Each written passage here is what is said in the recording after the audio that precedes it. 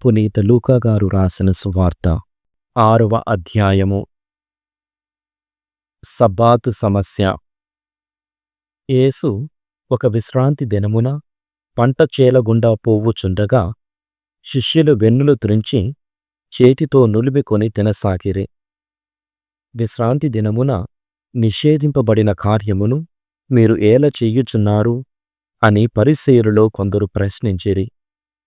అందుకు యేసు వారితో, దావీదు అతని అనుచరులు ఆకలిగొనినప్పుడు ఏమి చేసినది మీరు ఎరుగరా? అతడు దేవుని ఆలయములో ప్రవేశించి యాజకులు తప్ప ఇతరులు తినగూడని నైవేద్యపు రొట్టెలను తాను తిని తన అనుచరులకు పెట్టెను గదా. మనుష్య కుమారుడు విశ్రాంతి దినమునకు అధిపతి అని పలికెను. ఊచ చేయగలవానికి స్వస్థత. యేసు మరి ఒక విశ్రాంతి దినమున ప్రార్థనా మందిరమునకు వెళ్ళి ఉపదేశింప ఆరంభించెను. అచట కుడి చేయి ఊచపోయినవాడు ఒకడు ఉండెను. విశ్రాంతి దినమున స్వస్థపరచినచో యేసుపై నేరము మోపవచ్చునని ధర్మశాస్త్ర బోధకులు పరిసయ్యులు పొంచియుండిరి. వారి ఆలోచనలను గ్రహించిన యేసు ఊచచేయు వానితో, లేచి మా మధ్యన నిలువబడుము అనెను. వాడు అట్లే లేచి నిలబడెను. ఆయన వారితో, విశ్రాంతి దినమున మేలు చేయుట ధర్మమా, కీడు చేయుట ధర్మమా? జీవితమును రక్షించుట న్యాయమా, జీవితమును నాశనము చేయుట న్యాయమా అని మిమ్ము ప్రశ్నించుచున్నాను అని చుట్టుప్రక్కల కలియజూచి వానితో, నీ చెయ్యి చాపుము అనెను. వాడు అటులనే చెయ్యి చాచెను. వాని చెయ్యి బాగుపడెను. అది చూచి వారు వెర్రి కోపముతో యేసును ఏమి చెయ్యుదమా అని మంతనములు సలుపసాగిరి. 12 శిష్యులు. ఆ రోజులలో యేసు ప్రార్థన చేసుకొనుటకై కొండకు వెళ్ళెను. రాత్రి అంతయు దైవ ప్రార్థనలో మునిగియుండెను. ప్రాతఃకాలమున తన శిష్యులను పిలిచి వారిలో 12 మందిని ఎన్నిక చేసి వారికి అపోస్తలులు అని పేరు పెట్టెను. వారు పేతురు అనబడు సీమోను, అతని సోదరుడు అంద్రెయ, యాకోబు, యోహాను, ఫిలిప్పు, బర్తొలొమయి, మత్తయి, తోమా, అల్ఫయి కుమారుడు యాకోబు, దేశభక్తుడనబడు సీమోను, యాకోబు సోదరుడు యూదా, ఆయనను అప్పగించిన ద్రోహి యూదా ఇస్కారియోతు. జనుల బాధ, యేసు బోధ. అటు పిమ్మట యేసు వారితో కూడా కొండ దిగివచ్చి పెక్కుమంది అనుచరులతో మైదానమున నిలుచుండెను.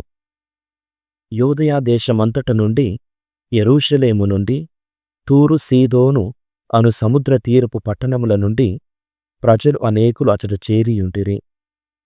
వారు యేసు ఉపదేశములను ఆలకించుటకు, రోగముల నుండి విముక్తి పొందుటకు వచ్చిరి. అపవిత్రాత్మలచే పీడింపబడువారు వచ్చి స్వస్థత పొందిరి. యేసు నుండి మహాశక్తి వెలువడి అందరినీ స్వస్థపరుచుట వలన జనులెల్లరూ ఆయనను తాకుటకై తహతహలాడుచుండిరి. సంతోషము, విచారము. యేసు శిష్యుల వైపు కన్నులెత్తి చూచి ఇట్లు ఉపదేశింప ఆరంభించెను. పేదలకు మీరు ధన్యులు, దేవరాజ్యము మీది. ఇప్పుడు ఆకలిగొనియున్న మీరు ధన్యులు, మీరు సంతృప్తి పరపబడుదురు. ఇప్పుడు శోకించు మీరు ధన్యులు, మీరు ఆనందింతురు. మనుష్య కుమారుని నిమిత్తము మనుష్యులు మిమ్ము ద్వేషించి, వెలివేసి, నిందించి, మీ పేరు చెడగొట్టినప్పుడు మీరు ధన్యులు. ఆ రోజున మీరు ఆనందపడుడు, మహానందపడుడు. ఏలయనా పరలోకమున మీ బహుమానము గొప్పది. వారి పితరులు ప్రవక్తల పట్ల ఇట్లే ప్రవర్తించిరి. అయ్యో ధనికులారా, మీకు అనర్థము! మీరు మీ సుఖములను అనుభవించియున్నారు. అయ్యో, ఇప్పుడు కడుపు నిండిన వారలారా, మీకనర్థము! మీరు ఆకలితో అలమటింతురు. అయ్యో, ఇప్పుడు నవ్వుచున్న వారలారా, మీరు దుఃఖించి ఏడ్చెదరు. ప్రజలెల్లరూ మిమ్ము ప్రశంసించినప్పుడు మీకనర్థము. వీరి పితరులు కపట ప్రవక్తల పట్ల ఇట్లే ప్రవర్తించిరి. శత్రువుల ఎడ ప్రేమ. కాని మీతో నేను చెప్పునది ఏమనా? మీ శత్రువును ప్రేమింపుడు. మిమ్ము ద్వేషించు వారికి మేలు చెయ్యుడు. మిమ్ము శపించు వారిని ఆశీర్వదింపుడు. మిమ్ము బాధించు వారికై ప్రార్థింపుడు. నిన్ను ఒక చెంపపై కొట్టిన వానికి రెండవ చెంపను కూడా చూపుము. నీ పై బట్టను ఎత్తుకొనిపోవు వానిని నీ అంగీని కూడా తీసుకొని పోనిమ్ము. నిన్ను అడిగిన ప్రతి వానికి ఇమ్ము. నీ సొత్తు ఎత్తుకొనిపోవు వానిని తిరిగి అడుగవలదు. ఇతరులు మీకు ఎట్లు చేయవలెనని మీరు కోరుదురో అట్లే మీరును ఇతరులకు చెయ్యుడు. మిమ్ము ప్రేమించిన వారిని మాత్రమే మీరు ప్రేమించినచో ఇందు మీ ప్రత్యేకత ఏమి? పాపులు సహితము అట్లు చెయ్యుటలేదా? ఉపకారికి మాత్రమే ప్రత్యుపకారము చేసిన ఎడల అందు మీ ప్రత్యేకత ఏమి? పాపులు సహితము అట్లు చేయుటలేదా? తిరిగి ఇయ్యగల వారికే రుణము ఇచ్చుటలో మీ ప్రత్యేకత ఏమి? పాపులను పాపులకు అట్లు ఇచ్చుటలేదా? కనుక మీరు మీ శత్రువులను ప్రేమింపుడు. వారికి మేలు చెయ్యుడు. అప్పు ఇచ్చి తిరిగి పొందవలెనని ఆశపడకుడు. అప్పుడు మీకు గొప్ప బహుమానము లభించును. మీరు సర్వోన్నతుడగు దేవుని బిడ్డలగుదురు. ఏలయన ఆయన కృతజ్ఞత లేని వారికిని దుష్టులకును మేలు చెయ్యును. మీ తండ్రి వలె మీరును కనికరము గలవారై యుండుడు. పరులను తీర్మానించుట. పరులను గూర్చి మీరు తీర్పు చేయకుడు. మిమ్ము గూర్చి తీర్పు చేయబడదు. పరులను ఖండింపకుడు. అప్పుడు మీరును ఖండింపబడరు. పరులను క్షమింపుడు. మీరును క్షమింపబడుదురు. పరులకు మీరు వసగుడు. మీకును వసగబడును. కుదించి అదిమి పొర్లిపోవు నిండు కొలమానంతో వసగబడును. మీరు ఏ కొలతతో కొలుతురో ఆ కొలతతోనే మీకును కొలువబడును అని యేసు పలికెను. ఆయన మరల వారికి ఉపమానపూర్వకముగా ఇట్లు చెప్పెను. గ్రుడ్డివాడు గ్రుడ్డివానికి మార్గము చూపగలడా? అట్లు చేసినచో వారు ఇరువురును గోతిలో పడుదురు గదా. శిష్యుడు తన గురువు కంటే గొప్పవాడు కాడు. సంపూర్తిగా శిక్షణ పొందిన శిష్యుడు తన గురువు వలె ఉండును. నీ కంటిలోని దూలమును గమనింపక నీ సోదరుని కంటిలోని నలుసును వ్రేలెత్తి చూపెదవేలా? నీ కంటిలోని దూరమును గమనింపక నీ సోదరునితో, సోదరా, నీ కంటిలోని నలుసును తీసివేయనిమ్ము అని ఎట్లు చెప్పగలవు? కపట వేషధారి, ముందుగా నీ కంటిలోని దూలమును తీసివేసి కొనుము. అప్పుడు నీ సోదరుని కంటిలోని నలుసును తీసివేయుటకు నీ చూపు స్పష్టముగా ఉండును. వృక్షము, ఫలము. మంచి చెట్టు చెడు పండ్లను, చెడు చెట్టు మంచి పండ్లను ఇయ్యజాలదు. పండును బట్టియే ప్రతి వృక్షము గుర్తింపబడును. ముండ్ల పొదల నుండి అత్తి పండ్లు లభింపవు. కోరింద పొదల నుండి ద్రాక్ష పండ్లు లభింపవు. సజ్జనుడు తన సత్కోశము నుండి సద్వస్తువులను తెచ్చును. దుర్జనుడు తన దుష్కోశము నుండి దుర్వస్తువులను తెచ్చును. ఏలయన హృదయ పరిపూర్ణత నుండి నోటి మాట వెలువడును. రాతి పునాది, ఇసుక పునాది. నేను చెప్పినట్లు చేయక ప్రభూ, ప్రభూ అని నన్ను ఊరక పిలుచుచున్నారేలా? నా యొద్దకు వచ్చి నా బోధలను ఆలకించి ఆ విధముగా ఆచరించువాడు ఎవనిని పోలియుండునో మీకు వివరించెదను. వాడు లోతుగా త్రవ్వి రాతిమీద పునాది వేసి ఇల్లు కట్టుకొనిన వానిని పోలియుండును. వరద వచ్చి ప్రవాహము ఆ ఇంటిని వడిగా కొట్టినను అది గట్టిగా కట్టబడి ఉండుటచే చెక్కు చెదరలేదు. కాని నా బోధలు వినియు ఆచరింపని వాడు పునాది వేయక నేలపై ఇల్లు కట్టిన వానిని పోలి ఉన్నాడు. వరద వచ్చి ప్రవాహము వడిగా ఆ ఇంటిని కొట్టినంతనే అది కూలిపోయెను. ఆ నాశము ఎంత భయంకరమో! 7వ అధ్యాయము.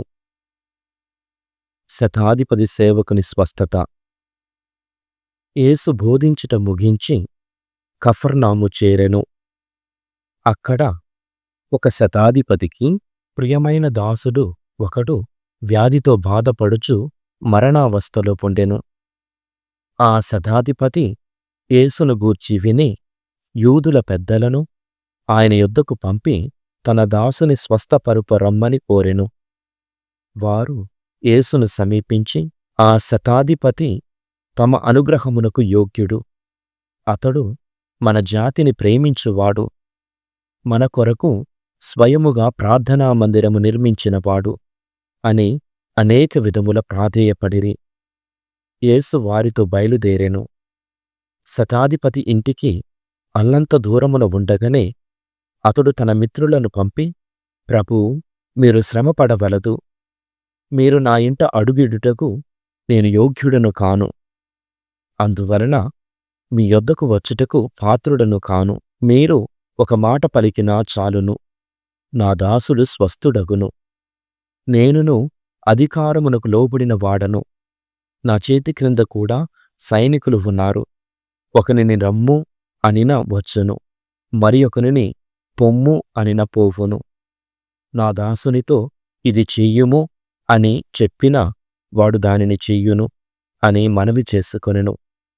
యేసు అది విని ఆశ్చర్యపడి తన వెంట వచ్చు ప్రజాసమూహమును చూచి, ఇంతటి విశ్వాసమును నేను ఇశ్రాయేలీయులలో సైతము చూడలేదు అని పలికెను. పంపబడిన వారు ఇంటికి వచ్చి దాసుడు స్వస్థుడై ఉండుటను చూచిరి. నాయీనులో వితంతువు కుమారుడు. అటు పిమ్మట యేసు నాయీను గ్రామమునకు వెళ్ళుచుండగా శిష్యులను గొప్ప జనసమూహములను ఆయన వెంట వెళ్ళుచుండిరి. యేసు ఆ గ్రామ ముఖద్వారమును ప్రవేశించున్నప్పటికీ జనులు ఒక యువకుని శవమును వెలుపలకు మోసుకుని పోవుచుండిరి. అతడు ఆ గ్రామమున గల ఒక వితంతువునకు ఏకైక కుమారుడు. ఆ గ్రామ ప్రజలు అనేకులు గుంపులు గుంపులుగా వెంట నుండిరి. ఆ తల్లిని చూచి యేసు కనికరించి ఆమెతో, ఏడువవద్దమ్మా అని పలికి ముందుకు సాగి పాడెను తాకెను. వెంటనే దానిని మోయుచున్న వారు నిలిచిపోయిరి. అప్పుడు యేసు, చిన్నవాడా, లెమ్ము అని నీతో చెప్పుచున్నాను అనెను. వెంటనే ఆ మరణించిన వాడు లేచి కూర్చుండి మాట్లాడసాగెను. యేసు వానిని తల్లికి అప్పగించెను. అందరూ భయభ్రాంతులై, మన మధ్య ఒక గొప్ప ప్రవక్త వెలసెను, దేవుడు తన ప్రజలను దర్శింపవచ్చెను అని చెప్పుకొనుచు దేవుని స్తుతించిరి. యేసును గురించిన ఈ వర్తమానము యూదయ ప్రాంతము అంతటను పరిసర ప్రాంతములందు అంతటను వ్యాపించెను. యోహాను శిష్యులు యేసు సమాధానము. ఈ విషయములను అన్నింటిని గురించి యోహాను శిష్యులు అతనికి తెలియపరచిరి. అంతట యోహాను తన శిష్యులలో 2 పిలిచి, మీరు ప్రభువు వద్దకు వెళ్ళి, రానున్న వాడవు నీవేనా, లేక మేము మరి ఒకని కొరకు నిరీక్షింపవలయునా అని అడిగి రండు అని పంపెను. వారు అట్లే యేసు వద్దకు వచ్చి, రానున్న వాడవు నీవేనా, లేక మేము మరి ఒకని కొరకు నిరీక్షింపవలయునా అని మిమ్ము అడిగి రమ్మని బప్తిస్మ యోహాను పంపెను అని చెప్పిరి. యేసు ఆ సమయముననే రోగముల నుండి, బాధల నుండి, అపవిత్రాత్మల నుండి అనేకులకు స్వస్థత చేకూర్చుచు గ్రుడ్డివారికి చూపునిచ్చుచుండెను. అప్పుడు యేసు వారితో, మీరు చూచిన వానిని, వినిన వానిని యోహానుతో చెప్పుడు. గ్రుడ్డివారు చూచుచున్నారు, కుంటివారు నడుచుచున్నారు, కుష్ఠరోగులు శుద్ధులగుచున్నారు, చెవిటివారు వినుచున్నారు, మరణించిన వారు సజీవులగుచున్నారు, పేదలకు సువార్త బోధింపబడుచున్నది, నన్ను గూర్చి అభ్యంతరపడనివాడు ధన్యుడు అని పలికెను. యోహాను శిష్యులు వెళ్ళిపోయిన పిదప యేసు జనసమూహముతో యోహానును గూర్చి ఇట్లనెను. మీరు ఎడారిలో ఏమి చూడబోయితిరి? గాలికి కదలాడు రెల్లునా? మరి ఏమి చూడబోయితిరి? మృదువస్త్రములను ధరించిన మనుష్యుడినా? మృదువస్త్రములను ధరించిన వారు, విలాస జీవితములను గడుపువారు రాజభవనములలో ఉందురు గదా. మరింకేమి చూడబోయితిరి? ప్రవక్తనా? ప్రవక్త కంటే గొప్పవానిని అని నేను మీతో చెప్పుచున్నాను. ఇతనును గురించి ఇట్లు వ్రాయబడియున్నది. ఇదిగో, నీకు ముందుగా నా దూతను పంపుచున్నాను. అతడు నీ మార్గమును సిద్ధపరచును. స్త్రీల సంతానములో బప్తిస్మ యోహాను కంటే అధికుడగు వాడెవడూ లేడని మీతో నిశ్చయముగా చెప్పుచున్నాను. ఆయనను పరలోక రాజ్యమున మిక్కిలి తక్కువయైన వాడు అతని కంటే అధికుడు. యూద ప్రజలు యేసు విమర్శ. అది వినిన వెంటనే సుంకరులతో కూడా ప్రజలెల్లరూ దేవుని స్తుతించిరి. ఏలయనా వారు యోహాను బప్తిస్మమును స్వీకరించియుండిరి. కాని పరిసయ్యులు ధర్మశాస్త్ర బోధకులు స్నాపక యోహాను చేత బప్తిస్మము పొందక తమ విషయమున దేవుని సంకల్పమును నిరాకరించిరి. ఈ తరము వారిని నేను ఎవరితో పోల్తును? వారెవరిని పోలియుందురు? వారు అంగడి వీధులలో కూర్చుండియున్న పిల్లల వలె ఉన్నారు. వారు ఒకరినొకరు పిలుచుకొనుచు, మేము మీ కొరకు వాద్యములు మ్రోగించితిమి, కాని మీరు నాట్యమాడరైతిరి. మేము విలపించితిమి, కాని మీరు ఏడ్వరైతిరి అని అనుచుందురు. యోహాను అన్నపానీయములు పుచ్చుకొనకపోవుటచే అతనికి దయ్యము పట్టినదని మీరు చెప్పుచున్నారు. మనుష్య కుమారుడు అన్నపానీయములను పుచ్చుకొన్నచో ఆయన భోజన ప్రియుడు, మద్యపానరతుడు, సుంకరులకు పాపాత్ములకు మిత్రుడు అని చెప్పుచున్నారు. జ్ఞానము దానిని స్వీకరించు వారి వలన నిరూపింపబడుచున్నది అని యేసు పలికెను. సీమోను ఇంటిలో యేసు. పరిసయ్యులలో ఒకడు తన ఇంట విందు ఆరగింప యేసును ఆహ్వానించెను. ఆయన అందులకు అంగీకరించి పరిసయ్యుని గృహమున భోజనమునకు కూర్చుండెను. ఆ పట్టణములోని ఒక స్త్రీ పాపాత్మురాలు. యేసు పరిసయ్యుని ఇంట భోజనమునకు వెళ్ళెనని తెలుసుకొని చలువరాతి పాత్రలో పరిమళ ద్రవ్యమును తీసుకొని వచ్చి ఆయన పాదములు వెనుకగా నిలువబడి ఏడ్చుచూ తన కన్నీటితో ఆ పాదములను తడిపి తల వెంట్రుకలతో తుడిచి ముద్దు పెట్టుకొనుచు పరిమళ ద్రవ్యమును పూసెను. యేసును ఆహ్వానించిన పరిసయ్యుడు అది చూచి, ఇతడు నిజముగా ప్రవక్త అగుచో తనను తాకుచున్న స్త్రీ ఎవరో ఆమె ఎట్టిదియో గ్రహించిడివాడే. ఆమె పాపాత్మురాలు కదా అని తనలో తాను అనుకొనెను. యేసు అతనితో, సీమోనూ, నీకు ఒక విషయము చెప్పదలచితిని అనగా, చెప్పుము గురువా అని సీమోను పలికెను. అప్పుడు యేసు, ఒక వడ్డీ వ్యాపారికి 2 రుణస్థులు ఉండిరి. వారిలో ఒకడు 500 దీనారములు, రెండవవాడు 50 దీనారములు అతనికి రుణపడి ఉండిరి.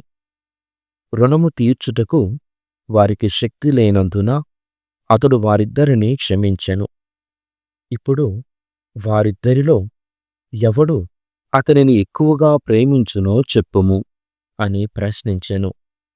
అందుకు సీమోను, అధికముగా రుణపడి క్షమింపబడిన వాడే అని నాకు తోచుచున్నది అని జవాబు చెప్పెను. నీవు సరిగా సమాధానము ఇచ్చితివి అని యేసు పలికెను.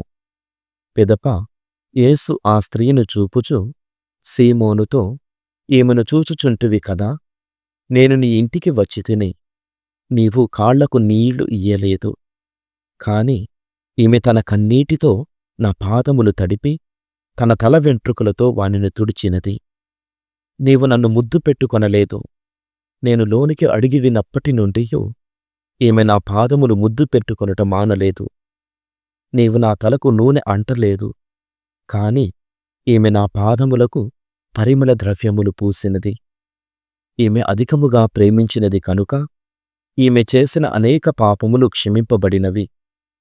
తక్కువగా క్షమింపబడువాడు తక్కువగానే ప్రేమించును అని నీతో చెప్పుచున్నాను అని ఆ స్త్రీతో నీ పాపములు క్షమింపబడినవి అని పలికెను. అప్పుడు ఆయనతో పాటు భోజనమునకు కూర్చున్నవారు పాపములు సహితము క్షమించుటకు ఇతడు ఎవరు అని అనుకొనసాగిరి. యేసు ఆమెతో, నీ విశ్వాసము నిన్ను రక్షించినది, సమాధానముతో వెళ్ళుము అని పలికెను. 8వ అధ్యాయము. యేసు పర్యటన, స్త్రీల అనుసరణ. ఆ తరువాత యేసు పట్టణములందును గ్రామములందును పర్యటించుచు దైవరాజ్యమును గురించిన సువార్తను బోధించుచుండెను. 12 శిష్యులను అపవిత్రాత్మల నుండియు రోగముల నుండియు స్వస్థులైన కొందరు స్త్రీలను ఆయన వెంట ఉండిరి. 7 దయ్యముల నుండి విముక్తి పొందిన మగ్దలేన అనబడు మరియమ్మ, హేరోదు గృహ నిర్వాహకుడగు కూజా భార్యయగు యోహానమ్మ, సూజానమ్మ మరియు వారి సొంత వనరుల నుండి వారి నిత్యావసరములకు తోడ్పడుచున్న పెక్కుమంది ఇతర స్త్రీలను వెంట ఉండిరి. విత్తువాని ఉపమానము. ప్రతి పట్టణము నుండి పెద్ద ప్రజాసమూహము యేసు వద్దకు వచ్చెను. అప్పుడు ఆయన ఉపమాన రీతిగా ఇట్లు చెప్పనారంభించెను. విత్తువాడు ఒకడు విత్తనములు వెదజల్లుటకు బయలుదేరెను.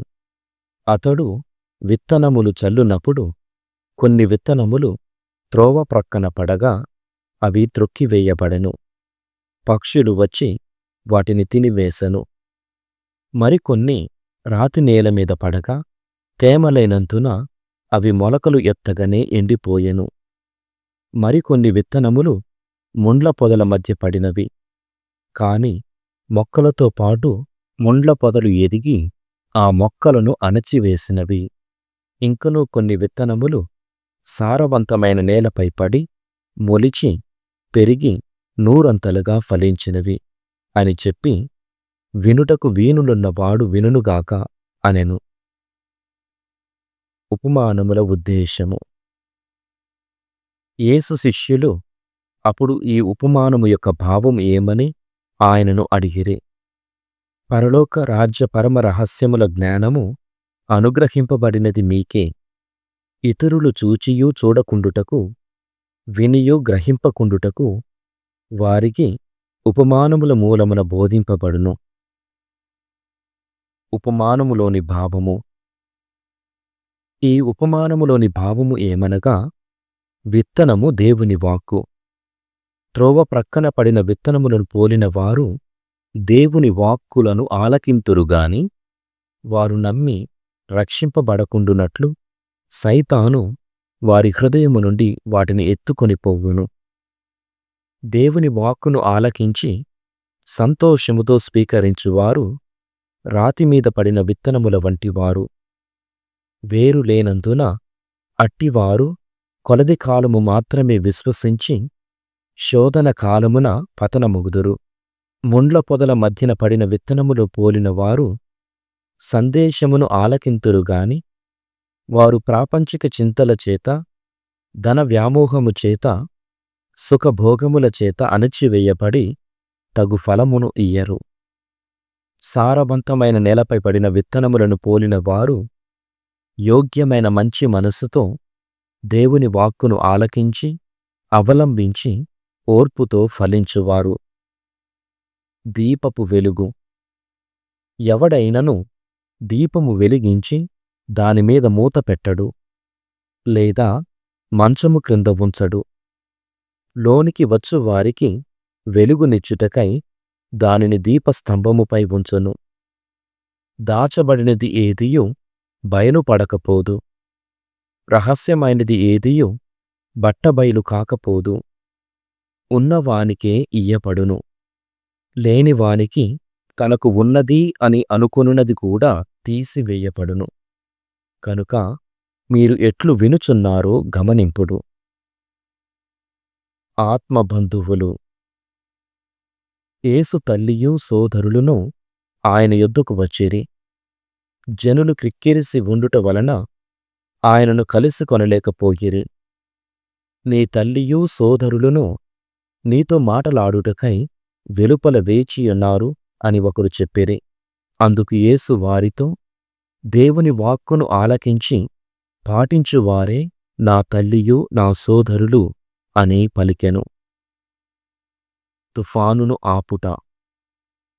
ఒకరోజు యేసు శిష్య సమేతముగా పడవనెక్కి వారితో, మనము సరస్సు ఆవలి తీరమునకు పోవుదము అనెను. వారు అట్లే పయనమైరి. పడవపై వారు పోవుచుండగా యేసు అందు నిద్రించుచుండెను. అంతలో గాలివాన వీచినందున పడవ నీటితో నిండి పెద్ద ప్రమాదమునకు గురి ఆయెను. అప్పుడు వారు యేసు దగ్గరకు వచ్చి ఆయనను నిదుర నుండి మేలుకొలిపి, ప్రభూ, ప్రభూ, మేము నశించిపోవుచున్నాము అనిరి. యేసు మేలుకొని గాలిని అలలను గద్దింపగా అవి నిలచిపోయి ప్రశాంతత కలిగెను. యేసు, మీ విశ్వాసము ఎక్కడా అని వారితో అనెను. అప్పుడు వారు భయపడుచు ఆశ్చర్యముతో, గాలియు అలలు సహితము ఈయనకు లోబడుచున్నవి, ఈయన ఎవరో అని ఒకరితో ఒకరు చెప్పుకొనసాగిరి. పిశాచ పీడితునకు స్వస్థత. ఆ తరువాత వారు ఆవలి తీరమందు గలిలయకు ఎదురుగా ఉన్న గెరాసేనుల ప్రాంతమునకు వచ్చిరి. ఆయన తీరమున కాలు మోపగానే పిశాచ పీడితుడు ఒకడు కనిపించెను. వాడు చాలా రోజుల నుండి బట్టలు కట్టుకొనక ఇంటిలో కాకుండా సమాధుల మధ్యలోనే నివసించుచుండెను. వాడు యేసును చూడగానే ఆయన ఎదుట సాగిలపడి, సర్వోన్నతుడవగు దేవుని కుమారా, యేసు, నాతో నీకేమి పని? నన్ను హింసింపవలదని ప్రార్థించుచున్నాను అని కేకలు పెట్టెను. వాని నుండి వెంటనే వెలికి రమ్మని ఆయన ఆ అపవిత్ర ఆత్మను ఆదేశించెను. ఏలనా అది పదే పదే వానిని ఆవాహించుచుండెను. ప్రజలు వానిని ఇనుప గొలుసులతో కట్టి కాపలాలో ఉంచిరి. కాని వాడు తన బంధములను త్రెంపుకొనిడివాడు. అప్పుడు దయ్యము వానిని ఎడారికి తరుముకొని పోయేడిది. నీ పేరేమి అని యేసు ప్రశ్నించెను. అనేక భూతములు వానిని ఆవహించి ఉండుటచే వాడు తన పేరు దళము అని చెప్పెను. మేము అగాధమున ప్రవేశించున్నట్లు ఆజ్ఞాపింపవలదు అని అవి ఆయనను అర్థించెను. అప్పుడు అచట కొండ చరియపై పెద్ద పందుల మంద ఒకటి మేయుచుండెను. ఆ పందులలో ప్రవేశించుటకు మాకు అనుమతి నొసగుడు అని దయ్యములు ప్రార్థింపగా యేసు అందుకు అనుమతించెను.